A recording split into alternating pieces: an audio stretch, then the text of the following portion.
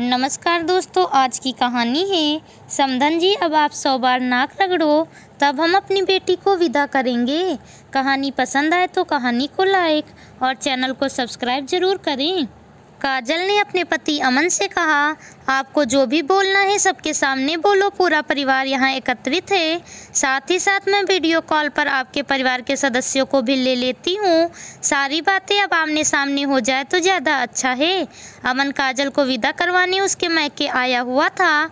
काजल और अमन की शादी 3 महीने पहले दोनों परिवारों की रजामंदी से हुई थी, लेकिन जब काजल शादी के बाद अपने ससुराल गई तो अगली सुबह ही सासू माँ ने बुआ जी से बातें करते हुए उसकी ओर तिरछी नज़र करके ताना मारते हुए कहा, अरे वाह, तो इसके पिता ने आकर 100 बार नाक रगड़ी तो हमने अपने बेटे की शादी की, वरना एक से एक बढ़कर एक रिश्ते लाइन लगाए खड़े हुए थे।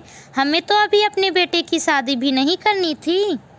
शादी की पहली सुबह और ऐसे ताने सुन काजल की आंखों से आंसू बह रहे थे, जिन्हें सबसे छुपाते हुए वह बाथरूम में कितनी देर तक रोती रही, अपने आप को और अपने मन को शांत करते हुए। जब काजल बाथरूम से नहाकर निकली तो उसके बाद तो मानो जैसे परिवार के सभी सदस्य तैयार ही बैठे थे काजल के ऊपर तानों की बौछार करने के लिए। छोटी ननंद तनु और देवर छोटू आपस में पता नहीं किन किन लड़कियों के नाम लेकर काजल को सुना सुना कर कह रहे थे कि फला लड़की के ऊपर भैया कितने फिदा थे, फला लड़की भैया के ऊपर जान छिड़कती थी। यह सब बातें काजल को समझ में नहीं आ रही थी। आखिर यह सब बातें क्या जताना चाहते थे कि अमन चरित्रहीन था, या परिवार के सदस्यों के सामने चरित्र की कोई गरिमा ही नहीं, क्योंकि उसकी नज़रों में तो यह सब बातें चरित्रहीनता की ही प्रतीक थी।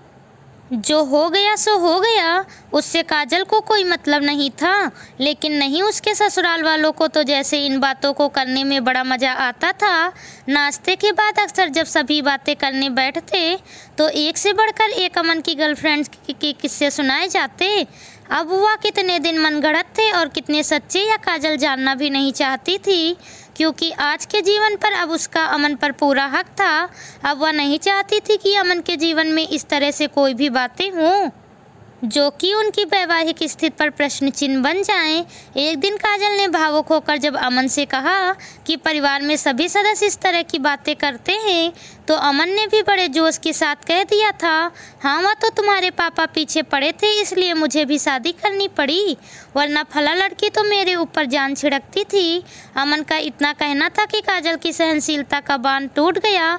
अतुल, आप तो बहुत महान निकले, कोई लड़की आप पर जान छिड़कती थी तो उसके प्यार को ठुकरा कर आपने मुझसे शादी करके मुझ पर और मेरे पिता पर एहसान क्यों किया?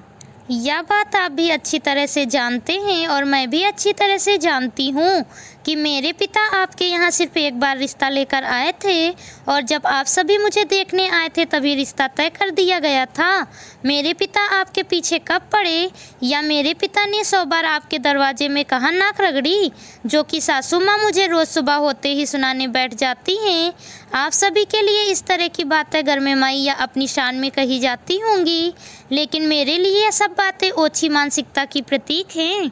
अगर आप चाहते हैं कि हमारा और आपका रिश्ता एक मजबूत स्नेह के धागे से जुड़ा रहे तो मेरे सामने इस तरह की छोटी बातें मत किया कीजिए। अरे तुम तो बड़ी घमंडी हो, सच्चाई तो तुम्हें बर्दाश्त नहीं होती। यह कहकर अमन कमरे से बाहर निकल गया। अब तो यह बात काजल के आत्मसम्मान की हो गई थी, इसलिए आज जब अमन काजल को विदा करवाने आया तो यह बात काजल ने अमन के परिवार वालों के सामने वीडियो कॉलिंग पर अपने पिता से कही। पापा, आप क्या 100 बार नाक रगड़ने और अमन के घर गए थे, जो इनके परिवार वालों ने आप पर रहम करके मेरी शादी अमन से करके हमारे परिवार के ऊपर एहसान किया? अमन को काजल से इस तरह के व्यवहार की उम्मीद नहीं थी। अब कुछ भी कहने से वह हकला रहा था। अरे काजल, यह सब मजाक की बातें तुम ऐसे कैसे यहाँ पर लेकर बैठ गई? तुमको इतनी भी अक्ल नहीं है कि घर परिवार की बातें इस तरह बाहर नहीं की जाती? क्यों अमन, जब आप अपने पूरे परिवार के साथ मिलकर इस तरह की बातें कर सकते हो तो क्या मैं अपने परिवार के सदस्यों से यह पूछने का भी हक नहीं रखती कि सच्चाई क्या है? आप सभी से हाथ जोड़कर विनती है, अब जो भी कहना है मेरे परिवार वालों के सामने कहिए। सच्चाई क्या है? क्या सचमुच मेरे पिता 100 बार नाक रगड़ने आए थे? यह बात सच है, और अगर नहीं है तो आप सभी अपने इन शब्दों के लिए मेरे पिता से अभी माफ़ी मांगेंगे। काजल की सासू माँ ने गुस्से में फ़ोन काट दिया। जो बातें वह बड़ी अकड़ और शान के साथ कहती थी, यहाँ तो बहू ने उनको नीचा दिखा दिया। सच्चाई क्या थी क्या वह नहीं जानती थी, लेकिन पता नहीं उनके किस अहम को पुष्टि मिल रही थी। काजल से इस तरह की बातें करने पर अमन के फ़ोन से काजल के पिता ने फिर से फ़ोन लगाकर कहा, समधन जी पूरी बात न करके फ़ोन काट देना किसी बात का हल नहीं है। या तो आप मेरी बेटी की बातों का जवाब दीजिए या फिर समधन जी आप 100 बार नाक रगड़ो, तब हम अपनी बेटी को विदा करेंगे। यह कहकर काजल के पिता ने फ़ोन रख दिया। दामाद जी आप भी अपने घर वापस जा सकते हैं। मेरी बेटी का और मेरा सम्मान अभी इतना हल्का नहीं है कि आपके परिवार वाले और आप इस तरह से हमारी बेइज्जती करें। शादी विवाह हमेशा दोनों परिवारों की रजामंदी से तय होता है, लेकिन किसी एक परिवार की गरज बताकर उस पर एहसान करने की फितरत रखने वाले परिवार की सोच पर मैं आश्चर्यचकित हूँ।